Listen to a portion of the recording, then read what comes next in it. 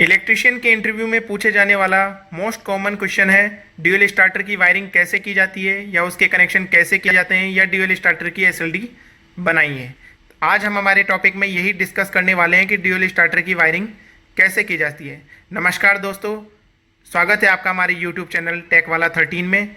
अभी तक आपने हमारा चैनल सब्सक्राइब नहीं किया तो सब्सक्राइब कर दीजिए, लाइक कर दीजिए और शेयर कर दीजिए।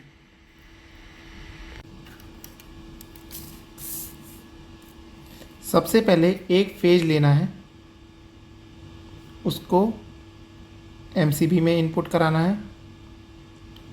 एमसीबी का आउटपुट ओएलआर में कनेक्ट होगा। ओएलआर बेसिकली ओवरलोड रिले है जो कि मोटर और जो भी अपना लोड कनेक्ट रहता है उसको प्रोटेक्शन के लिए कनेक्ट की जाती है।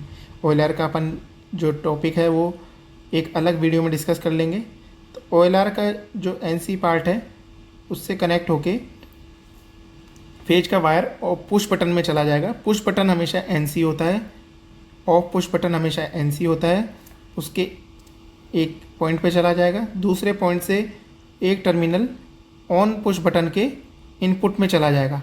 ऑन पुश बटन हमेशा एनओ रहता है ड्यूल स्टार्टर की कंडीशन में।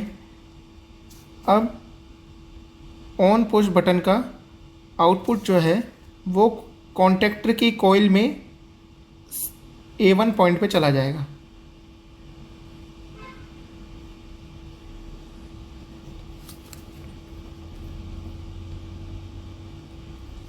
A1 पॉइंट पे चला जाएगा और जो A2 पॉइंट है वो न्यूट्रल से आके कनेक्ट हो जाएगा। ये कॉन्टैक्टर की कॉइल है जो कि A1 और A2 रहते हैं। उसको एक सिरा जो है वो फेज से कनेक्ट हो जाएगा ऑन ऑफ पुश बटन और ओएलआर से कंट्रोलिंग होके, और एक जो न्यूट्रल है वो डायरेक्ट अपन A2 में दे देंगे। अब आप देख रहे हैं ऑन पुश बटन है उसको अपन ने कनेक्ट कर रखा है कॉन्टैक्टर के एनओ कॉन्टैक्ट से। क्यों? क्योंकि ऑन पुश बटन जैसे अपन प्रेस करेंगे ये सर्किट पूरा हो जाएगा और A1 पे सप्लाई चली जाएगी। लेकिन जब ऑन पुश बटन हम वापस रिलीज करेंगे तो ये वापस से एनओ हो जाएगा और ये यहाँ पर सर्किट ब्रेक हो जाएगा। तो इस कंडीशन में हम क्या करते हैं कि एक वायर एक लूप बनाते हैं जो कि कॉन्टैक्टर के C1 एनओ कॉन्टैक्ट से होता हुआ वापस कॉन्टैक्ट में चला जाएगा। होगा क्या? ये कॉन्टैक्टर का एनओ होगा। अब जैसे ही कॉन्टैक्टर इस पुश बटन को दबाने से ऑन होगा तो ये एनओ जो कॉन्टैक्ट है वो एनसी हो जाएगा। ये एनसी हो जाएगा तो ये एनसी हो जाएगा तो ये जो पाथ है अपना वो इस तरीके से पूरा हो जाएगा। ऑन पुश बटन जैसे ही ऑन करेंगे तो कॉन्टैक्टर होल्ड हो जाएगा। अब पुश बटन जैसे ही छोड़ेंगे तो ये सर्किट ब्रेक यहाँ से होकर यहाँ से ब्रेक हो जाएगा और ये जो है यहाँ से कंप्लीट हो जाएगा। क्योंकि यहाँ पर सारा एनसी है तो आगे का जो पार्ट है पुश बटन रिलीज करते ही वो यहाँ से कंप्लीट हो जाएगा। अब आगे देखते हैं।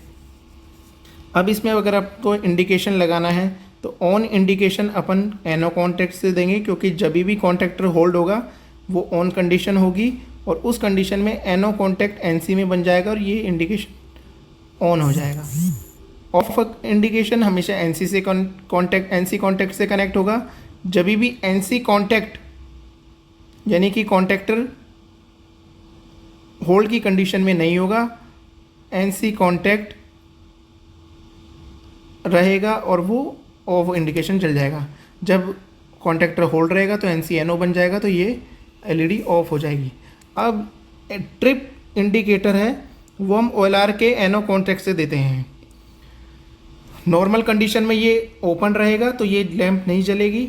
जैसे ही ओएलआर ओवरलोड की कंडीशन हुई ये एनओ पार्ट एनसी बन जाएगा और ये ट्रिप इंडिकेशन जल जाएगी। तो यही होती है हमारी ड्यूल स्टार्टर की एसएलडी। आपको अच्छे से समझ में आया होगा। अगर वीडियो अच्छा लगा हो तो शेयर कर दीजिए, सब्सक्राइब कर दीजिए और लाइक कर दीजिए। धन्यवाद दोस्तों।